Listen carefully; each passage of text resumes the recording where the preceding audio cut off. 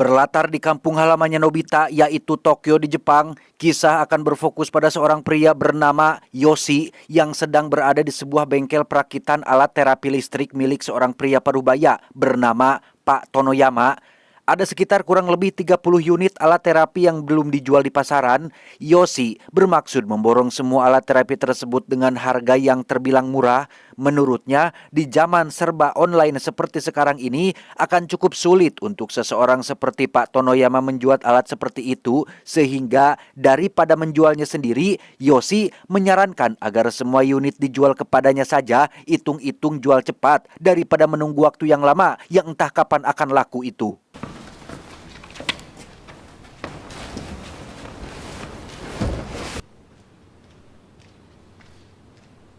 Tiba di apartemen kecilnya, Yoshi langsung bekerja dengan memotret terlebih dahulu produk alat terapi yang baru ia beli. Yoshi menjualnya di internet, semacam website atau online shop kali ya. Yoshi mematok harga dengan harga tinggi jauh dari harga yang ia beli, bahkan untungnya bisa sampai 100 kali lipat lebih. Yoshi adalah seorang reseller yang memanfaatkan kelangkaan barang dengan memborong semua hal yang sedang hype atau populer, sehingga pembeli mau tidak mau akan membeli dari toko online-nya meskipun harga yang ditawarkan tidak masuk akal.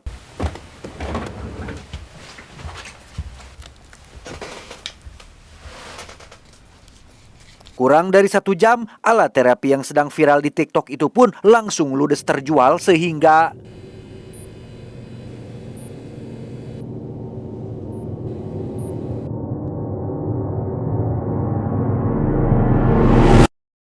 Yoshi sendiri ternyata punya pekerjaan tetap di sebuah pabrik sebagai salah satu pekerja di sana. Kedisiplinan dan ketekunannya dalam bekerja membuat sang atasan yang bernama Pak Takimoto tertarik untuk menawarinya sebuah jabatan sebagai manajer. Namun karena Yoshi tidak berencana berlama-lama bekerja di sini, ia pun menolak tawaran tersebut sehingga Pak Takimoto pun tidak bisa memaksa dan hanya meminta agar Yoshi memikirkannya kembali. Sepulang bekerja, Yoshi pun mampir ke ATM untuk memeriksa akun rekeningnya yang sekarang berisi uang sebanyak 6 juta yen atau sekitar 700 juta rupiah lebih, jumlah yang sangat fantastis hasil dari jualan alat terapi kemarin. Tiba di apartemennya, sudah ada sang pacar yang bernama Akiko yang terkadang nginep di sana untuk menemaninya. Yoshi pun menceritakan tentang keuntungan yang baru ia dapatkan. Cukup untuk Akiko beli seblak dan belanja pakaian yang mahal, sehingga dengan uang segitu, Yoshi cukup pede untuk ngajak Akiko tinggal bareng satu atap dengannya. Namun karena apartemennya dianggap terlalu kecil dan sempit, Akiko pun menolak ajakan tersebut. Iyo. いろいろ買うよ。欲しいものいっぱいあるから。 Keesokannya saat libur kerja, Yoshi menemui teman lamanya semasa masih sekolah bernama Muraoka yang diketahui sedang berencana membangun bisnis online shop sebagai reseller tanpa tahu bahwa Yoshi sudah memulainya duluan walaupun masih kecil-kecilan. Muraoka mengajak Yoshi untuk kerjasama, ya semacam mengajak investasi dengan iming-iming sharing profit alias keuntungan dibagi dua. Namun Yoshi langsung menolaknya karena sendirian pun ia sudah bisa menghasilkan keuntungan yang sudah cukup sangat lumayan.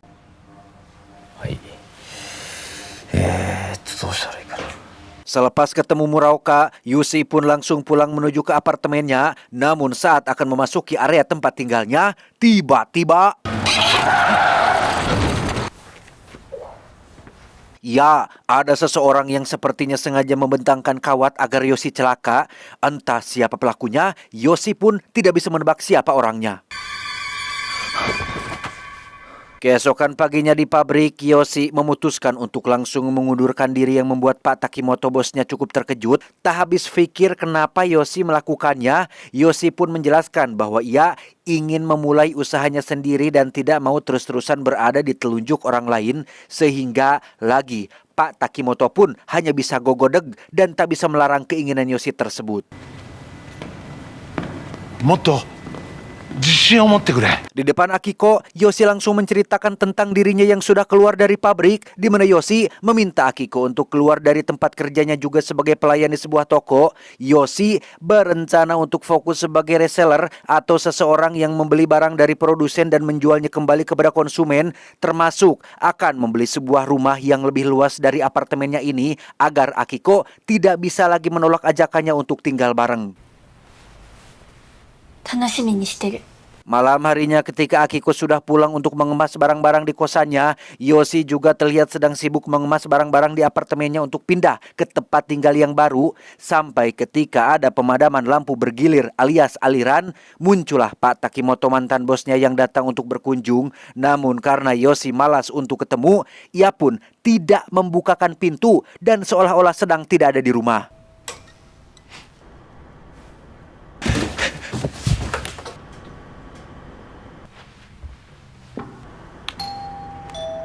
Dan inilah rumah baru yang akan Yoshi tempati, berlokasi di pegunungan yang jauh dari perkotaan. Yoshi dan Akiko akan tinggal bersama dengan memulai usaha barunya sebagai seorang reseller.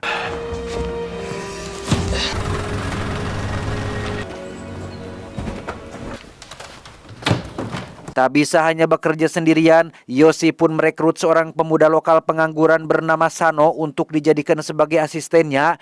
Yoshi pun menunjukkan barang yang sedang ia jual, yaitu sebuah tas bermerek yang sebenarnya palsu atau bisa dibilang KW lah. Seperti biasa, Yoshi mematok harga yang tinggi demi untuk mendapat keuntungan yang lebih besar. 実名出したらまずいでしょ。それと佐野くん、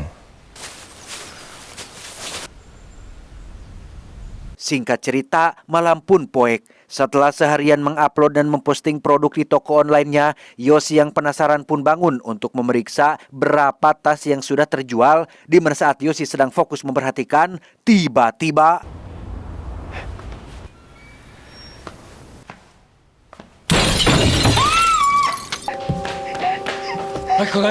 ya, kaca jendela kamar mereka pun pecah setelah ada orang asing melemparkan sebuah mesin mobil bekas. Entah siapa pelakunya dan apa tujuannya, Yoshi sempat mengejarnya ke jalanan, tapi keburu pergi sebelum sempat mengetahuinya.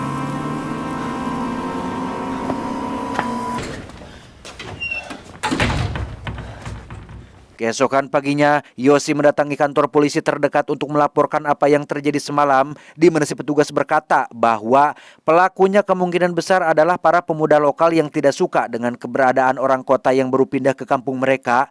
Alih-alih fokus pada masalah, si petugas justru malah menyinggung soal pekerjaan Yoshi yang dengar-dengar menjual tas palsu. Sehingga si petugas meminta sedikit pengertian, ya ngertilah uang rokok dan kopi, kalau tidak ingin para petugas melakukan penggeledahan ke tempat tinggalnya. 探してみます。 Tak mau ngasih uang secara cuma-cuma, Yoshi pun langsung pulang ke rumah dan mengemas semua tas untuk dipindahkan ke tempat lain. Sesampainya di tempat penyimpanan yang berlokasi di perkotaan, Yoshi tak sengaja bertemu dengan Muraoka tepat saat tas-tas jualannya masih sedang dipindahkan. Sehingga Muraoka pun akhirnya mengerti kenapa Yoshi menolak ajakan kerjasamanya dan tampak cukup kecewa dengan Yoshi yang lebih memilih kerja sendiri tanpa mengajak teman lamanya yang sedang butuh bantuan. 一人で行くよ。じゃあな。 Tiba di rumah, Yoshi dikejutkan oleh Sano yang sudah berhasil menangkap pemuda pelaku pelemparan kemarin malam. Tanpa disuruh, Sano berinisiatif mencari pelakunya sebagai bentuk kesetiaan dan rasa terima kasih atas kebaikan Yoshi yang sudah memberinya pekerjaan. ありがとう。 Suatu hari Yoshi mendapat info baru terkait action figure yang sedang viral dan diincar banyak orang. Ia buru-buru pergi ke toko yang menjualnya untuk memborong semua action figure yang tersedia. Sehingga ketika barangnya menjadi langka, maka para konsumen akan membelinya walau dengan harga yang mahal.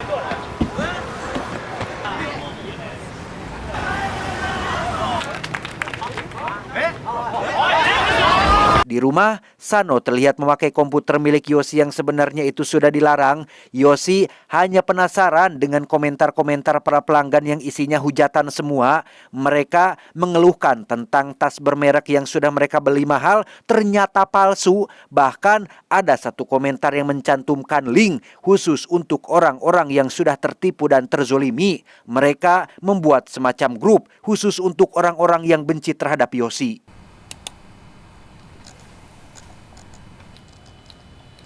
Tak lama, Sano pun menemui Akiko yang sedang mengemas seluruh pakaiannya berniat untuk pergi. Akiko mengaku bosan berada di tempat ini, jauh dari salon, jauh dari tempat nongkrong, jauh dari tempat hiburan. Intinya mah bete welah. Hal ini menunjukkan bahwa Akiko tidak benar-benar tulus mencintai Yoshi dan akan pergi kapan saja ketika keinginannya tidak terpenuhi. Selang beberapa saat setelah kepergian Akiko, muncullah Yoshi yang baru pulang. Sano langsung memberitahu tentang kepergian Akiko termasuk alasan kepergiannya. Yoshi tidak terlalu terkejut karena pasti nanti dia balik lagi. Saat Yoshi sedang memeriksa komputernya, ia menyadari jika ada seseorang yang baru memakainya. Sano langsung jujur bahwa ia hanya ingin memeriksa komentar-komentar pelanggan dengan dasar inisiatif sendiri, ingin membantu lebih agar penjualan semakin ramai. Yang meski Sano sudah menjelaskan bahwa apa yang ia lakukan sebagai bentuk rasa terima kasih atas pekerjaan yang diberikan, Yoshi tetap tidak mau mendengar dan langsung memecat Sano saat itu juga. ラーテルについて検索したことあります？それじゃ。Sejenak kita tinggalkan dulu urusan Yoshi dan beralih kepada salah satu pembeli tas palsu yang sedang dipukuli gara-gara menjual lagi tasnya kepada orang lain. Kesal dengan hal itu, si pembeli yang bernama kita panggil saja Samsul pun mencoba mencari tahu siapa pemilik toko online tersebut. Ia menemukan link yang mengarahkannya pada grup pembenci Yoshi sehingga ia langsung datang ke lokasi untuk menemui grup tersebut.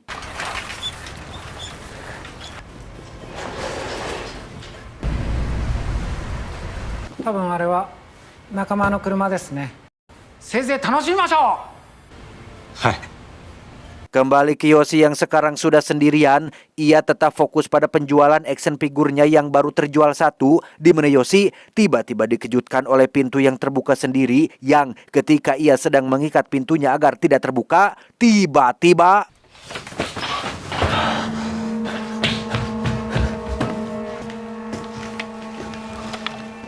ya, muncullah Pak Takimoto yang sudah berada di dalam rumah sembari membawa senjata api.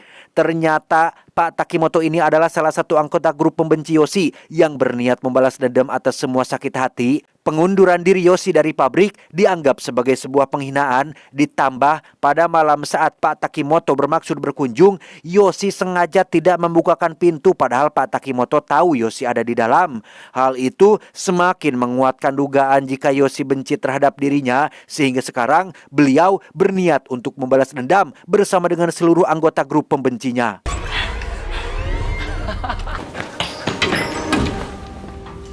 Tak lama muncullah anggota grup yang lain, yaitu si Samsul yang memakai topeng agar tidak dikenali. Bersama-sama mereka akan menangkap Yoshi untuk disiksa bareng-bareng. Tapi tiba-tiba saja mesin kopi di dapur belakang berbunyi, sehingga menjadi kesempatan untuk Yoshi bisa melarikan diri.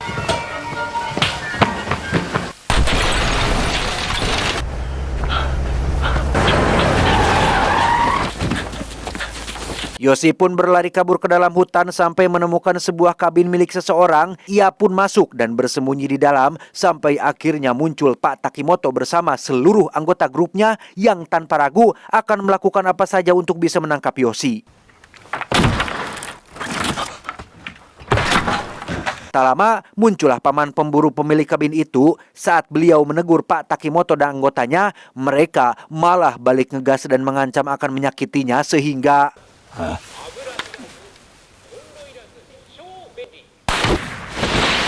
ya, di luar dugaan, Pak Takimoto ternyata adalah seorang psikopat yang nekat melakukan pembunuhan tanpa rasa bersalah. Yoshi lagi-lagi memanfaatkan hal itu untuk bisa kabur dan ia kembali ke rumahnya untuk mengambil barang-barang yang penting.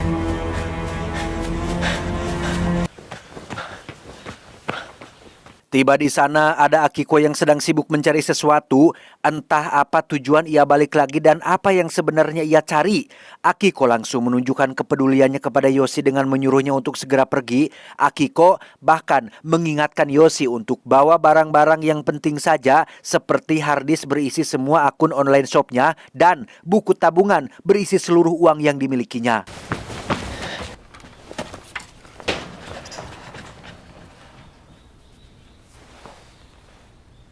Saat Yoshi keluar rumah duluan, sudah ada Muraoka yang ternyata adalah salah satu anggota dari grup pembencinya. Sama seperti yang lain, Muraoka juga sakit hati setelah Yoshi menolak ajakannya untuk usaha bareng dan malah melakukannya sendirian. Sampai akhirnya muncullah anggota grup yang lain dan...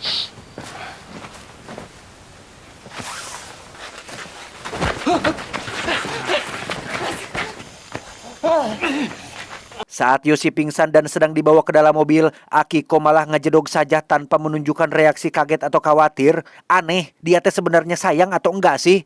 Shin langsung beralih ke Sano yang sedang menemui seseorang dari kelompok sindikat kriminal. Ternyata si Sano ini adalah mantan anggota sindikat yang sudah lama keluar dan saat ini ia meminta sedikit bantuan berupa senjata api untuk membunuh Yoshi. Atas dasar sakit hati telah dipecat secara tidak puguh-puguh. これでスマホの位置を特定できます。 Setibanya di rumah pegunungan, Sano tidak menemukan Yoshi di sana. Namun dengan alat pelacak yang diberikan oleh anggota sindikat, Sano bisa langsung tahu di mana keberadaan Yoshi saat ini dan langsung meluncur ke sana untuk menemuinya.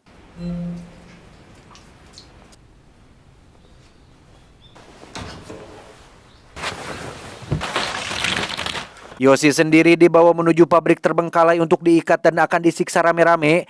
Ada sekitar 6 orang yang bergabung dalam grup ini seperti Samsul, Pak Takimoto, Muraoka, dan lain-lain. Bahkan Pak Tonoyama, si perakit alat terapi yang muncul di adegan awal pun ikut bergabung setelah sakit hati dengan Yoshi yang sudah memborong semua alat terapinya dengan harga murah dan dijual lagi dengan harga yang selangit.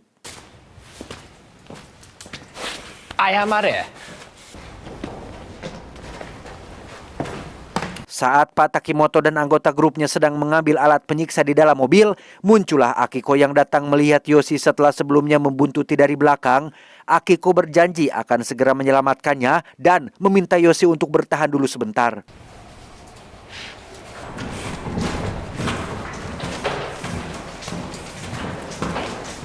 Tepat saat Pak Takimoto dan grupnya akan memulai penyiksaan, muncullah Sano yang baru sampai di lokasi. Dengan wajah dingin, Sano menembak salah satu anggota grup yang kebetulan masih berada di luar dan... Mendengar suara tembakan, Pak Takimoto dan yang lain pun langsung berpencar untuk mencari tahu apa yang sedang terjadi. Sedangkan Yoshi akan dijaga oleh salah satu anggota grup yang bernama Yamaha yang diketahui sudah kehilangan banyak uang akibat tas palsu yang ia beli dari toko si Yoshi.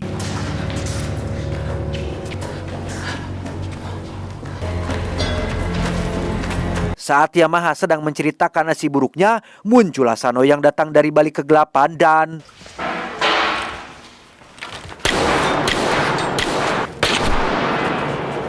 Setelah menghabisi Yamaha, Sano pun dengan cepat melepaskan ikatan Yoshi dan memberikannya sepucuk pistol. Sano meminta Yoshi untuk bantu ia melawan semua anggota grup ini. Dan terkait alasan kenapa ia datang, Sano mengaku berhutang budi atas pekerjaan yang diberikan. Dan seperti yang dikatakan sebelum kepergiannya, Sano akan datang ketika Yoshi sedang membutuhkan pertolongan.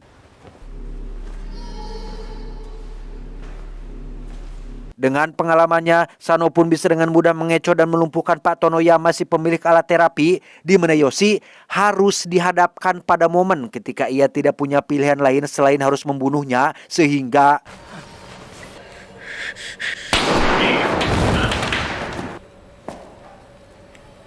Sugoi janai desu ka. Melihat Pak Tonoyama sudah mati, Samsul yang pada dasarnya penakut pun memilih untuk kabur dan tidak mau terlibat lebih jauh dalam masalah ini. Namun Pak Takimoto sang psikopat pun tidak akan pernah membiarkan hal itu terjadi dan inilah yang dia lakukan.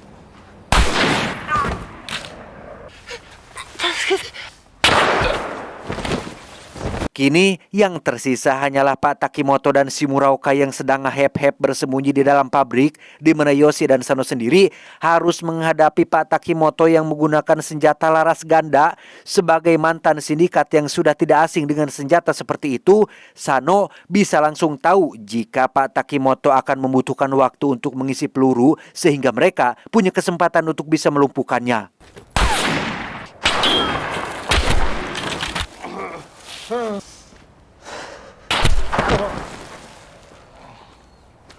Mendengar teriakan Pak Takimoto yang sudah mati, Muraoka pun sadar jika kini dirinya tinggal sendirian. Saat ia mencoba kabur menggunakan mobil, Sano berhasil mencegahnya dan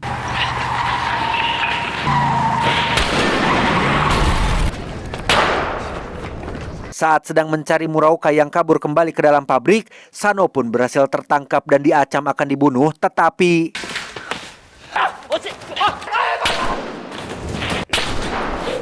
setelah semuanya selesai, niat Sano yang awalnya ingin membunuh Yoshi pun menjadi batal setelah ia berhutang nyawa ketika diselamatkan dari Muraoka barusan.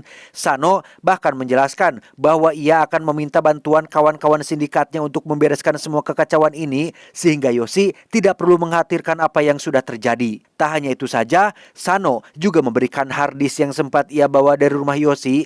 Saat ditanya apakah semua action figurnya sudah terjual, Yoshi pun menjawab ya. Ia mengaku akan mendapat keuntungan sekitar 10 juta yen atau setara dengan 1 miliar rupiah lebih. Dan tak lama datanglah Akiko yang baru muncul dan mengaku sangat khawatir dengan keadaan Yoshi. Dan ya, tanpa Yoshi sadari, Akiko memegang sebuah pistol yang ia ambil dari tangan Pak Takimoto yang sudah mati. Akiko ujug-ujug meminta buku tabungan milik Yoshi karena ternyata どうして？それしかないじゃない、分かってるでしょ。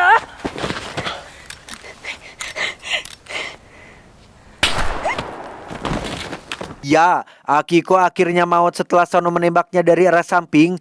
Seiring dengan hal itu, akhirnya terungkaplah bahwa sejak awal pacaran Akiko sebenarnya tidak benar-benar tulus mencintai Yoshi. Ia hanya memanfaatkan Yoshi saja. Terlebih lagi ketika mendengar Yoshi untung besar dari hasil penjualan alat terapi, disitulah otak jahat Akiko mulai muncul. Kawat yang terbentang di tengah jalan yang nyaris mencelakainya pada malam itu adalah ulah dari si Akiko ini demi untuk menguasai semua uang milik Yoshi.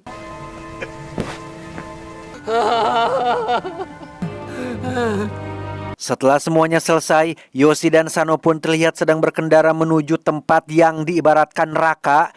Adegan ini mungkin adalah sebuah perumpamaan akan kondisi dunia zaman sekarang. Kebanyakan egois, mementingkan diri sendiri, sudah tidak punya rasa empati, tidak sadar telah menyakiti hati orang lain, dan semuanya akan berakhir di tempat yang mengerikan ini.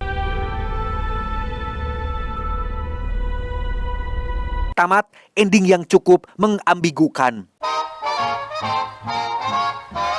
Ending film ini bisa diartikan dengan banyak penafsiran tergantung sudut pandang masing-masing penonton atau biasa disebut dengan istilah multi-interpretasi. Ada yang bilang kalau si Sano itu cuma hayalan Yoshi saja, semacam alter ego atau kepribadian gandanya saja akibat dari Yoshi yang kurang memiliki nyali dalam menghadapi para pembencinya. Pesan yang bisa kita ambil dari sosok Yoshi adalah hati-hatilah dalam berucap dan bersikap, karena saat Anda menyakiti hati dan perasaan seseorang meski dia sudah memaafkan, Anda tidak akan pernah bisa mendapatkan kembali suasana yang sama persis seperti sebelumnya. Ingat, hati-hati dengan dosa sesama manusia atau biasa disebut dengan istilah hakul adami, karena seandainya Anda bertemu dengan Tuhan dengan membawa 70 dosa yang kaitannya antara Anda dan Dia Sang Maha Pencipta, maka itu lebih ringan ketimbang membawa satu dosa saja yang kaitannya antara Anda dengan seorang hamba. Saya John mewakili jajaran direksi IQ7 mengucapkan terima kasih dan sampai jumpa di video selanjutnya. Adios, Kolor Kitty Pendekar Tengkorak.